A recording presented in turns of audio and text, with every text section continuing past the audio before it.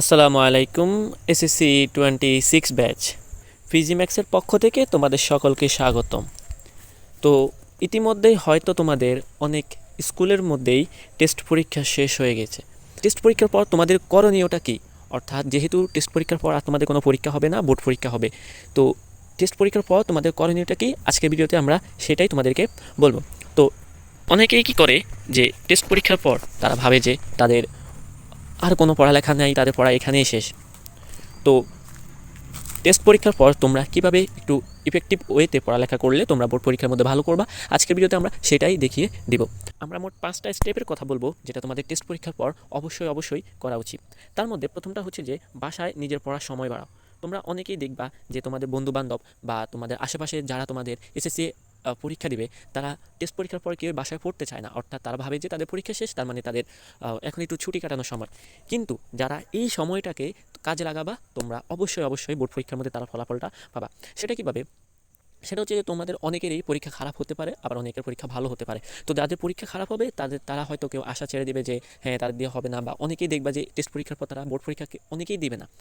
তো এরকম যেন তোমাদের না হয়, তো তোমাদের করণীয়টা কি? তোমাদের করণীয়টা হচ্ছে যে তোমরা টেস্ট পরীক্ষা তো দিছো, তো টেস্ট পরীক্ষার মধ্যে তোমাদের যে সাবজেক্টগুলো খারাপ হয়েছে ওই সাবজেক্টগুলো তোমরা একটু রিকভার করার চেষ্টা করো। যে অধ্যায়গুলো তোমাদের সমস্যা হয়েছে তোমরা সেই অধ্যায়গুলো একটু রিকভার করার ট্রাই করো। দ্বিতীয়ত হচ্ছে যে তোমরা গ্রুপ সাবজেক্ট ইবিআই ব্যালেন্স করে পড়া। ইবিআই হচ্ছে যে ইংলিশ বাংলা আইসিটি, অর্থাৎ তোমাদের গ্রুপ সাবজেক্ট ছাড়াও স্পেশালি সায়েন্সের যারা স্টুডেন্ট আছে তারা বেশিরভাগই গ্রুপ সাবজেক্ট নিয়েই সারা বছর পড়ালেখা করে, তাদের অন্যান্য বিষয়গুলোতে একটু কম পড়ালেখা হয়। তো তোমরা ইবিআইকে সমন্বয় করে পড়বা। মনে রাখবা তোমরা তোমাদের A+ পাওয়ার জন্য 7টা বিষয়ে A+ লাগবে। তো সেখান থেকে তোমরা যদি আইসিটি, বাংলা এবং ইংরেজিতে যদি নিয়ে আসতে পারো, তোমাদের আর মাত্র 4টা সাবজেক্ট লাগবে, যেটাতে তোমরা A+ পেলেই তোমাদের সম্পূর্ণ A+ চলে আসবে। তো অনেকেই আবার A+ মিস যায়, অনেকে বাংলা খারাপ করে, অনেকে ইংরেজি খারাপ করে, অনেকে আইসিটি তো খারাপ হয় না, বাট অনেকেরই হয়ে থাকে। তো এই মুহূর্তে তোমাদের করণীয়টা হচ্ছে এটাই যে তোমরা ইংলিশ, বাংলা এবং আইসিটি তোমরা সম্পূর্ণটা ব্যালেন্স করে পড়বা। এবং তোমাদের গ্রুপ সাবজেক্ট এগুলো এখন তোমরা শুধু অধ্যায় ভিত্তিক পড়লে হবে না, তোমরা বোর্ড অ্যানালাইসিস করে পড়বা।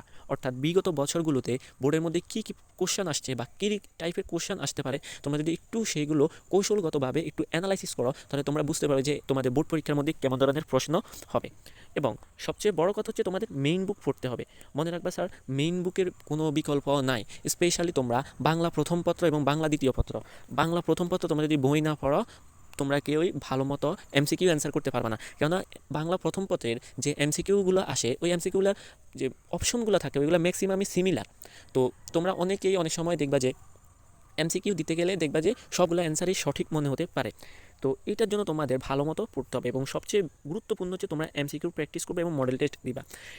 এসএসসি স্টুডেন্টের সবচেয়ে বড় সমস্যা হয় যে তারা 2.5 ঘন্টার মধ্যে হচ্ছে যে 7টা সিকিউ দেওয়া লাগে। তো তোমাদের প্রথম দিক দিয়ে তোমরা দেখবা যে তোমাদের সিকিউ 3টা 4টা দেওয়ার পর তোমরা দেখো যে সময় 1 থেকে 1.5 ঘন্টা থাকে, বা অনেক সময় 1 ঘন্টা বা আধা ঘন্টাও থাকে। তো তোমরা কী করো, লাস্টে 1 ঘন্টা বা আধা ঘন্টার মধ্যে তোমরা দ্রুত সিকিউগুলো দেওয়ার চেষ্টা করো, যেখানে তোমাদের সিকিউগুলো সঠিকভাবে যে অ্যান্সারগুলো শিক্ষকরা চায় সেই অ্যান্সারগুলো তোমরা দিতে পারো না, যার কারণে তোমাদের মার্ক আসে না। এবং সবচেয়ে মোস্ট ইম্পর্টেন্ট সেটা হচ্ছে তোমাদের এমসিকিউ।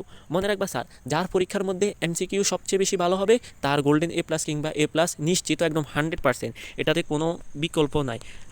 যা সিকিউ ভালো হলেও এমসিকিউ ভালো হবে না, তার A+টা নিশ্চিত না। কিন্তু যার এমসিকিউ ভালো হবে তার A+ 100% তোমরা ধরে রাখতে পারো যে নিশ্চিত।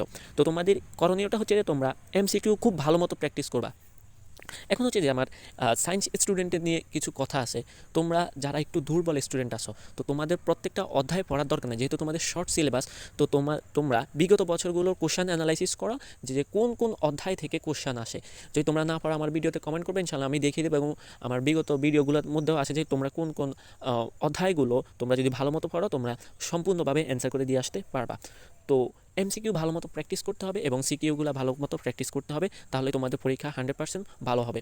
এখন হচ্ছে যে তোমরা গত বছর বলতে এই বছরেরই তোমরা এসএসসি এবং এইচএসসি রেজাল্ট দেখেছো যে কীরকম রেজাল্টটা অনেক ড্রপ করছে। তো তোমাদের বেলায়ও এরকম হতে পারে। অর্থাৎ যে কোনো গ্রেস মার্ক দেওয়া হয় না, যে তোমরা যেভাবে ইচ্ছে সেভাবে লিখলে যে নাম্বার পাবা, এখন ওই আশাটা তোমাদেরকে ছেড়ে দিতে হবে। কারণ লিখলে যে নাম্বার দেওয়া হবে, এখন আর ওই রকম বিষয়টা নাই।